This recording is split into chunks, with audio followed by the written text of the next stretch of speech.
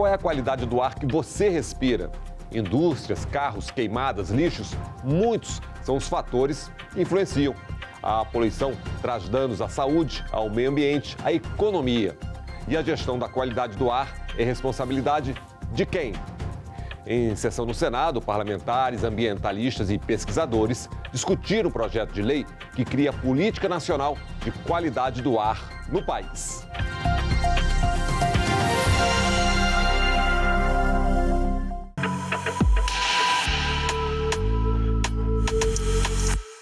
A poluição do ar, segundo a OMS, a Organização Mundial da Saúde, está entre as 10 emergências médicas atuais, junto com as mudanças climáticas.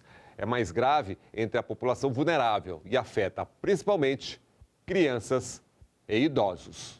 Um idoso, uma criança pode respirar uma concentração alta de material particulado e 2 horas depois vinha a óbito numa morte que não deveria ocorrer pela alta concentração. Então, a gente vê o impacto que o material particulado tem, é o grande problema de saúde pública. Segundo a estimativa da ONU, 7 milhões de pessoas morrem por ano em decorrência de doenças relacionadas à poluição atmosférica, como asma e câncer de pulmão. A poluição do ar foi responsável por 51 mil mortes em 2018 no Brasil. É mais do que os 32 mil que resultaram de acidentes de trânsito, que é algo que o Brasil também, infelizmente, é reconhecido internacionalmente. Apesar da poluição atmosférica não reconhecer fronteiras, sem dúvida nenhuma, a gente tem um impacto muito maior nos países em desenvolvimento e nas populações com maior vulnerabilidade. E como a poluição do ar impacta na nossa saúde e na economia do país? Vamos às projeções. Segundo o estudo do Instituto Saúde e Sustentabilidade, em 6 regiões metropolitanas brasileiras, onde vivem 23% da população, serão cerca de 128 mil mortes precoces de 2018 a 2025. E no mesmo período, 69 mil internações no SUS, a um custo de mais de 120 milhões de reais. E um detalhe, esse estudo não considera os efeitos da pandemia da Covid-19. Ela tem impacto em termos de prematuridade, baixo peso ao nascer, asma, deficiências cognitivas e neurológicas, além de também interferir em questões respiratórias agudas, especialmente em crianças. É uma inimiga particularmente perigosa, pois é silenciosa e persistente.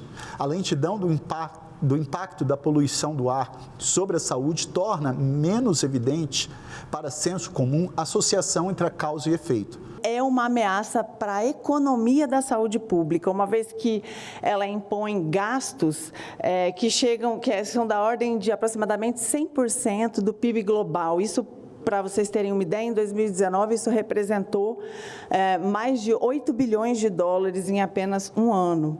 A redução dessas emissões, elas são fundamentais para a qualidade de vida e também em termos econômicos para o setor saúde e para os países. Qualidade do ar e legislação. No Brasil são vários normativos, da União e dos estados, e uma lei federal. A lei de 1981 instituiu a Política Nacional do Meio Ambiente, dando suporte às medidas de gestão da qualidade do ar, como monitoramento e controle ambiental. O país também conta com o Programa Nacional de Controle da Qualidade do Ar, o PRONAR. Entre as suas atribuições, estabelecer limites para as emissões, licenciamento ambiental e um inventário nacional de fontes e poluentes, ou seja, quem ou o que está poluindo o ar. A legislação brasileira hoje é baseada em normas infralegais, né? Não tem força de lei, não há previsão de recursos, não há sanções, né? Relacionadas ao não cumprimento das normas, não há recursos vinculados para o cumprimento das normas, o que torna todo esse arcabouço muito frágil, né? Acaba sendo um trabalho muito do voluntarismo, né? E da decisão de momento de cada estado. A qualidade do ar é um tema que vai muito além da questão ambiental, perpassa essencialmente saúde e a saúde pública, trata de mobilidade urbana, transporte, uso e ocupação do solo e várias outras áreas onde a área ambiental, o Conselho Nacional do Meio Ambiente, não tem competência para legislar. Por isso, a importância de uma lei específica. A gente vem de um país que ficou 28 anos com a mesma legislação de qualidade do ar. Quer dizer, a legislação de qualidade do ar é de 1990, gerada com os conhecimentos de 1980. E a gente só em 2018 atualizou. Então, a gente nota um grande problema, talvez no sistema mesmo, porque é uma dificuldade. Não faltam avanços nos conhecimentos científicos. Aconteceu algum problema no sistema de gestão que a gente ficou 28 anos sem observar que a ciência mudou. Na maioria dos países do mundo que tem legislação a respeito, foi feita a legislação, a lei, e da lei se fez a regulamentação. No Brasil foi o contrário. O Conselho Nacional de Meio Ambiente trabalhou durante mais de 30 anos fazendo regulações a respeito, mas chegou um ponto que havia uma pressão de se fazer certas coisas na resolução CONAMA, onde não se havia competência do CONAMA para poder tratar. E falando em fragilidade jurídica, vamos ao projeto de lei em análise no Senado. Ele institui a Política Nacional de Qualidade do Ar e cria o Sistema Nacional de Informações. E ainda estabelece limites máximos de emissão de poluentes por fontes, como indústrias e veículos automotores. Na justificação do PL 3027, que institui a Política Nacional de Qualidade do Ar, o autor, deputado Paulo Teixeira, expõe a lacuna em nosso ordenamento legal, no que se refere ao controle dos níveis de concentração de poluentes atmosféricos. Esse projeto de lei da Política Nacional do Meio Ambiente, do Qualidade do Ar, é uma iniciativa importante, para a gente tratar desse tema de uma forma bem mais abrangente. A gente, como já foi citado, nós temos algumas legislações em nível estadual e no CONAMA, mas é importante que a gente aborde essa questão de uma forma mais ampla. Na sessão do Senado, parlamentares e especialistas discutiram as mudanças efetuadas pela Câmara do texto original. E algumas dessas alterações foram motivo de críticas, como a exclusão da participação social na elaboração de políticas públicas sobre o tema. A gente, inclusive, mencionou que isso poderia ser objeto de inconstitucionalidade, porque vai contrariamente a decisões já assentadas no Supremo Tribunal Federal, nos órgãos de controle, de que controle social é garantir a participação social na formulação, implementação e execução da política pública, e a gente aponta isso como uma questão muito grave. Ele era muito mais robusto, caiu para 22 agora. Deixou-se de lado o controle social, não menciona mais a OMS como meta de padrão, exclui o município. Não é comum, senhoras e senhores, que o texto de um projeto de lei receba 2 substitutivos em uma só casa. De fato, houve em 2021 alterações profundas feitas no PL, como o próprio senador já pontuou, que houve uma redução de 44 para 22 artigos no PL, de forma um tanto unilateral por parte do Ministério do Meio Ambiente de então. Os diálogos foram pouquíssimos. Então, como melhorar, ajustar o projeto de lei? Entre os pontos muito discutidos na sessão temática estão os parâmetros, critérios para a medição da qualidade do ar. Considerar ou não os padrões sugeridos pela Organização Mundial da Saúde. Um dos principais objetivos do projeto de lei original era adotar os padrões da OMS como valores seguros para a concentração de poluentes no Brasil. Na Câmara dos Deputados, o projeto recebeu 2 substitutivos. No entanto, na última comissão a analisar o PL, a Comissão do Meio Ambiente e Desenvolvimento Sustentável, foi aprovado um novo substitutivo que eliminou do texto qualquer menção à OMS. O mais importante é entender que as diretrizes da OMS, elas não são critérios juridicamente vinculantes. Elas são concebidas para poder oferecer bases, parâmetros para que os governos possam, com base na melhor evidência disponível, dar seguimento à gestão da qualidade ambiental e monitorar a qualidade do ar e, assim, proteger a saúde humana. A OMS, ela estabelece seus padrões nas suas diretivas, mas ela também estabelece padrões intermediários. E isso é o que a gente tem negociado dentro do CONAMA e dentro do próprio projeto de lei. O que a gente entende é que o projeto de lei, a lei ela não pode engessar esse debate, porque esse debate tem que ser feito dentro da regulamentação e dentro de um ambiente técnico, que é o CONAMA, para estabelecer os padrões e estabelecer também os prazos e os períodos onde esses padrões terão que ser revisados. O projeto ele ele não vincula, né, aos padrões de qualidade do ar, aos valores estabelecidos, aos valores guia, né, estabelecidos pela Organização Mundial de Saúde. Até como a própria representante da OPAS muito bem colocou, quer dizer, os valores sugeridos, né, pela Organização Mundial de Saúde, eles não são legalmente vinculantes, quer dizer, eles não têm força regulatória. A gente entende que o padrão irá perseguir a meta de proteção completa da saúde. Porém, talvez as condições econômicas e sociais não permitam a implantação imediata, como os outros países fazem. Isso é um primeiro ponto que é bastante importante, a gente precisa entender essa questão. A própria ONU cita que os estados devem considerar, né, antes de adotar os valores propostos como padrão, todas as condições econômicas, as condições sociais, as condições de desenvolvimento tecnológico. Então, a gente entende que é acertada a decisão do PL de remeter essa discussão ao CONAMA, que é um órgão que tem historicamente a tradição de estabelecer os padrões de qualidade do ar e também dos diversos meios, tem expertise para tal, tem representatividade de diversos setores da sociedade com um cunho técnico. E como saber se houve ou não alterações na qualidade do ar? Além da medição, é preciso também estabelecer prazos de revisão, ou seja, acompanhamento periódico das condições climáticas. E que essa revisão esteja prevista na legislação. A legislação americana, por exemplo, estabelece que as revisões precisam ser feitas periodicamente, por exemplo, a cada 5 anos. De fato, o que acontece então não importa se o padrão vai ser alterado ou não, mas o órgão gestor, que no caso da agência americana é a Agência de Proteção Ambiental, precisa se pronunciar. Podemos aumentar? Devemos diminuir? O que nós devemos fazer? Certo? Essa é hoje uma grande cobrança da comunidade sobre resoluções CONAMA, resoluções estaduais. Quando chegaremos no padrão da OMS? Chegaremos no padrão da OMS ou podemos apertar um pouquinho naquelas médias intermediárias que estão previstas? Lembrando o que o professor Neival falou, a questão do prazo é uma questão extremamente importante, nós concordamos com isso, né? A questão do prazo de revisão. E aí eu só quero lembrar que a resolução CONAMA 491, ela traz esse prazo de revisão. Ela estabelece que a cada 5 anos os padrões deveriam ser revisados de acordo com a capacidade socioeconômica e de suporte que se fosse necessário para que se adotassem os novos padrões, né? Isso foi o que o senhor falou, né, professor?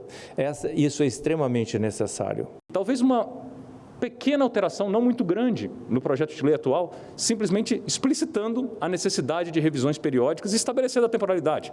Os americanos, por exemplo, 5 anos. Né? Então, isso é uma modificação que seria muito bem-vinda no texto apresentado. Padrão de qualidade, prazo de revisão, mas o mais importante, as redes de monitoramento. São várias pelo país. Muitas não funcionam como deveriam e por diversas razões. O monitoramento deficiente compromete a gestão da qualidade do ar. A gente precisa avançar primeiro na rede de monitoramento da qualidade do ar. Prevista já na legislação há 34 anos, hoje só 11 estados têm. Hoje, 16 estados ainda não têm rede de monitoramento da qualidade do ar, região amazônica, por exemplo. Hoje, essa rede, em alguns estados, ela tem uma estrutura adequada, mas são poucos estados, mas no país, de modo geral, não tem. E creio que, no nosso entendimento, que essa rede ela tem que ser estabelecida levando em consideração também a questão de densidade urbana, a questão de dispersão do ar, capacidade de dispersão do ar, né, e as condições econômicas de cada estado em dar suporte a essa rede. É muito, muito raro a gente encontrar estações que atendem às atuais recomendações da OMS, né? Sendo que a poluição varia nas estações, com muitas estações ultrapassando até o padrão intermediário 1, né? Que é o padrão menos exigente vigente hoje no Brasil. Essa rede não é uma situação, não é uma questão simples, ela é uma questão de tecnologia, uma questão científica, onde você tem que ter pessoal técnico adequado para dar suporte a essa rede. tanto na questão de manutenção dessa rede de monitoramento, manutenção de hardware, né, de suporte físico, quanto de pessoal técnico qualificado que faça a análise adequada dos dados coletados, né?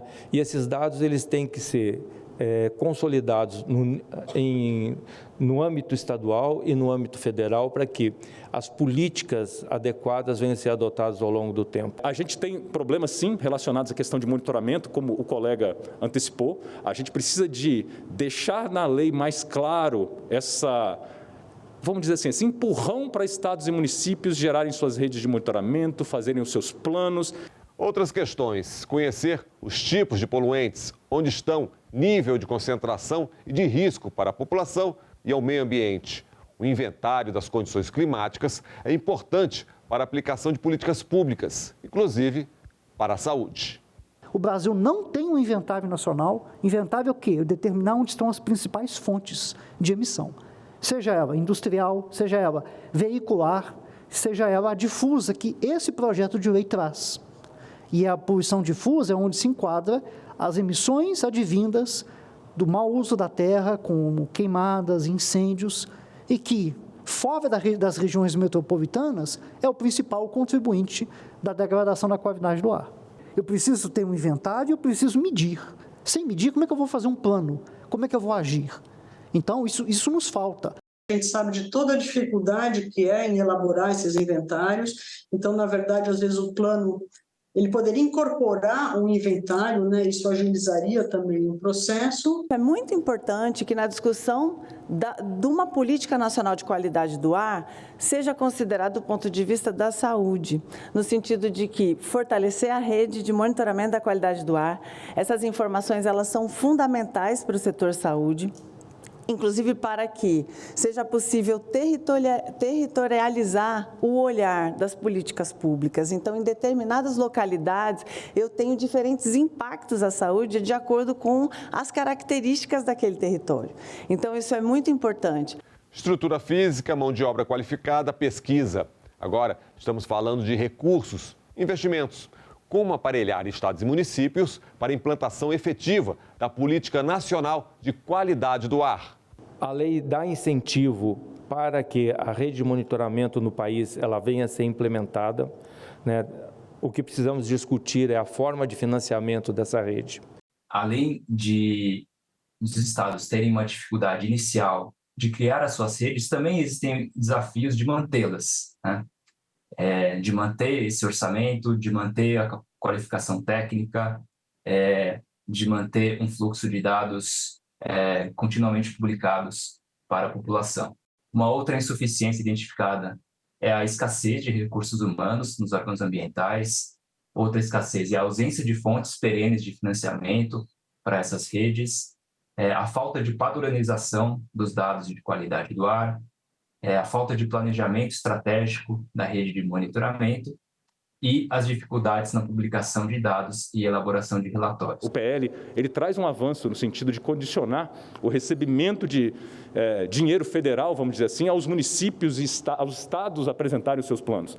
Então, já é um avanço bastante considerável. A gente entende que talvez não seja muito adequado, né, ou poderia ser um motivo de reflexão, assim, condicionar os recursos da União a que os estados apresentem os planos, os projetos, né, de controle de gestão de qualidade do ar, mas sim a gente pensar numa forma de ter uma coisa mais proativa, em que, na verdade, a União, quer dizer, ajude os estados, né, incentive os estados a efetivamente adotar essas ações, ou seja, em vez de ter um dispositivo punitivo, a ideia é que a gente tenha um dispositivo, vamos dizer, mais proativo, né, em termos de ajudar os estados a poder implementar, né, os estados ou os outros entes a uma série de ações que são previstas. O desafio agora é a aprovação do texto final da lei.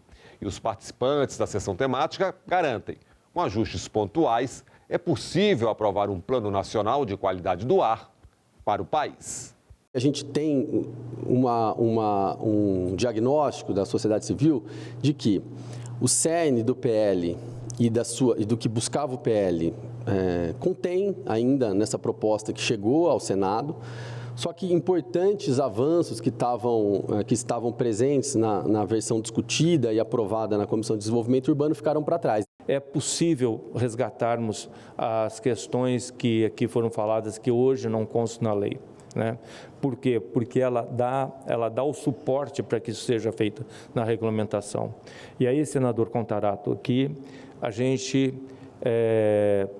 faz um apelo, né, que realmente seja vista essa questão da importância e da urgência de ter uma lei aprovada, principalmente para que possamos trabalhar junto com o Ministério do Meio Ambiente e junto com o CONAMA a estruturação de uma regulamentação adequada para a implementação da lei no país como um todo, né? Para que a gente não fique refém de uma legislação infralegal, que hoje ela, digamos, ela é obedecida, mas não é seguida, né, da forma como deveria estar sendo feita, né? Eu concordo com muitas das considerações feitas aqui anteriormente, de que o PL poderia ter sido melhor, as primeiras versões foram melhores, mas, bem, infelizmente, no antigo governo, a temática ambiental não era lá das maiores prioridades, o projeto foi desidratado em alguma parte, mas a nossa área técnica acredita que a gente consegue regulamentar e trazer de volta quase tudo que foi tirado por regulamentações. Tivemos várias perdas, mas o texto que está aí é bom. E cada ano que a gente atrasa, são milhares de mortes a mais. Então, acho que a gente tem que fazer esse balanço da urgência de se aprovar com o que a gente tem. Da forma como o secretário Maluf falou, no nosso entendimento, a falta de uma lei, né, que trate do tema tem prejudicado muito os avanços necessários na questão do monitoramento da qualidade do ar no Brasil. A desidratação do texto, na nossa opinião, não alterou, digamos, o cerne da lei. Ela traz todos os instrumentos necessários para que seja feito um adequado monitoramento da qualidade do ar e, na regulamentação, a gente pode resgatar tudo aquilo que foi, digamos assim, que ficou na proposta que foi aprovada na CDHU. A gente acha que o arcabouço hoje definido, ele está bom. Acreditamos que muitas coisas que a sociedade civil reclamou, que ela tem razão, tá? Mas achamos que podemos regulamentar, trazer esse detalhamento todo na regulamentação, via decreto federal, né? Já que no nível mais detalhado, técnico, o Conselho Nacional de Meio Ambiente já o fez. Saúde é um direito social, está lá na Constituição. O direito ao meio ambiente ecologicamente correto e absoluta prioridade à criança. A importância de um plano nacional de qualidade do ar. O próprio projeto de lei, ele menciona como seu principal objetivo assegurar a saúde pública. Então, é muito importante que a gente tenha como referência os impactos da saúde quando a gente vai falar de um projeto como esse. Bom, de acordo com a Agenda 2030, um ambiente saudável ele é vital para garantir vidas e promover o bem-estar para todos em todas as idades. Esse é o lema, né, da Agenda 2030. E a saúde ambiental, ela cuida disso, ela cuida dos impactos da saúde decorrentes dos fatores ambientais, que são os determinantes ambientais da saúde. Então, a gente está aqui discutindo sobre isso. A saúde costuma sempre se basear no pior cenário, porque as populações vulneráveis têm um impacto importante à sua saúde. Inclusive, o próprio Sistema Único de Saúde tem um impacto econômico relacionado ao aumento, a busca do serviço de saúde decorrentes dos efeitos da poluição atmosférica. Nós temos que lutar para mitigar, para evitar que o crime ocorra ou a responsabilidade, trabalhando na prevenção, fazendo a aprovação e os ajustes necessários para aprovar esse PL, fazendo essas adequações para que nós tenhamos um projeto de lei que seja execuível. O Brasil tem uma política nacional de resíduos sólidos, tem uma política nacional de mudanças climáticas, mas falta essa política nacional de qualidade do ar para garantir os instrumentos da gestão da qualidade do ar, monitoramento, inventários de emissões, planos de controle de emissões, né? E aí abrir as portas para uma regulamentação de cada um desses instrumentos e implantação de fato. É isso, reduzir a emissão de poluentes, melhorar a qualidade do ar. assegurar a preservação da saúde pública, do bem-estar e da qualidade ambiental para todos. Boa discussão, fica por aqui. Até o nosso próximo programa.